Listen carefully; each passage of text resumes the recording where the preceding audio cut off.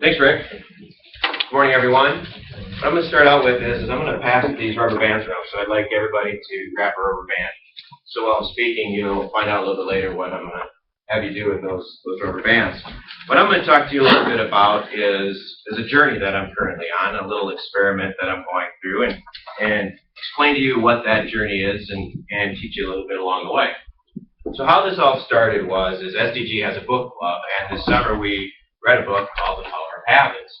And basically the book talks about how habits are defined, how they work, how they exist. And what they talked about is that habits are something that are done subconsciously. It's something that you don't even think of. You don't even realize that you're doing it. And so there's a cue that happens that triggers a routine that results in some sort of reward.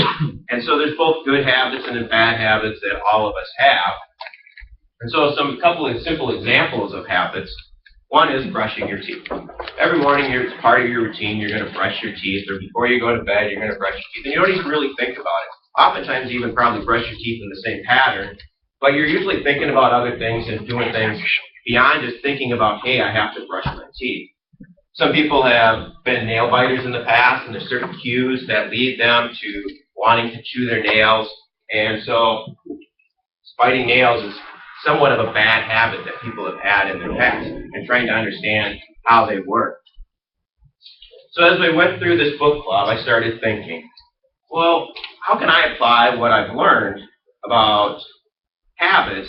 What habits do I have that I'd like to change? Because really what they talk about is removing habits is really difficult. And if you think of the dependencies that many of us have, whether it's eating or chemicals or things like that, they talk about trying to change the habit. And so altering the habit, altering the routine. So I started thinking about what habit could I go about changing. And ironically, I ran across another book. And this book is by a pastor out of Missouri. His name's Will Bowen. And Will Bowen realized that he actually liked to complain quite a bit. And it started to bother him. And so he started to think, you know what, I have a habit of actually complaining. I go, a habit? Complaining. And so what Will's idea is I'm going to try to not complain or criticize or gossip. Not only am I going to try not to do these types of things, I'm going to try to do it for 21 days in a row.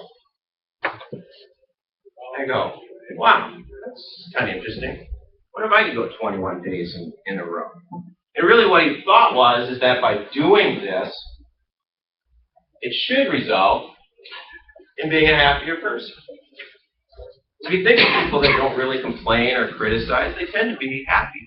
And I thought, well, I'm a pretty happy person. I could be happier. Nothing wrong with that. That sounds like a pretty good idea. Besides, I'm not really a complainer, so how hard could this possibly be? I got myself a goal. I'm going to try to do this. I'm going to try to go 21 days without complaining. So how it works is you have your rubber band. And you start out putting it on your wrist. And then you start counting the days on how many days you go in a row without complaining or criticizing or gossiping. Once you complain or criticize, the band has to be moved. Physically moved to the other wrist.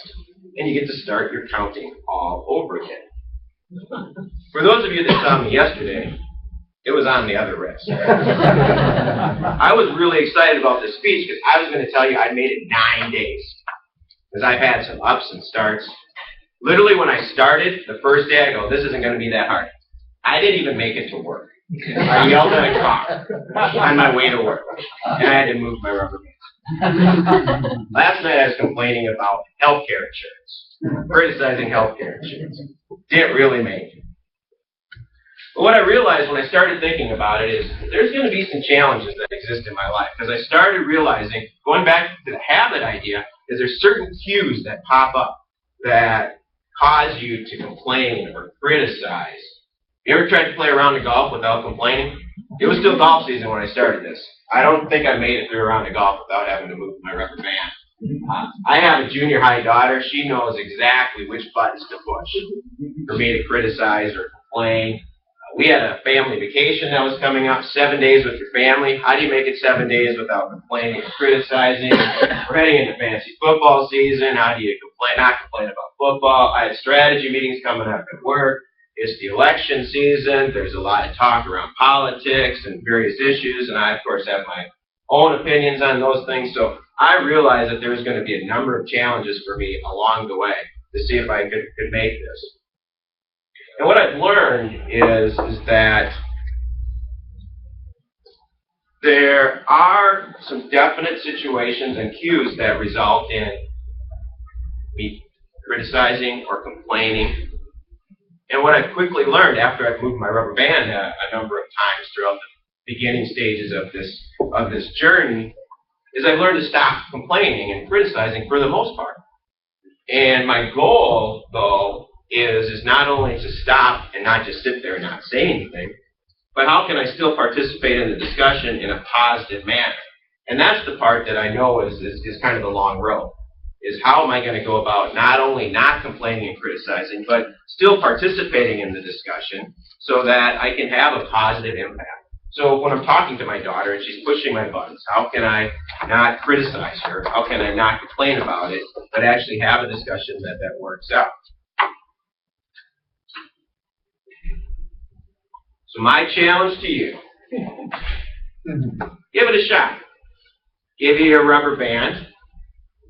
This is your chance to see how, to become more aware of how often you complain or criticize. Just in that fact alone, it may be an interesting exercise. And if you decide to try to take it even further and try to see if you can make it 21 days, I hope that you become a happier person as well.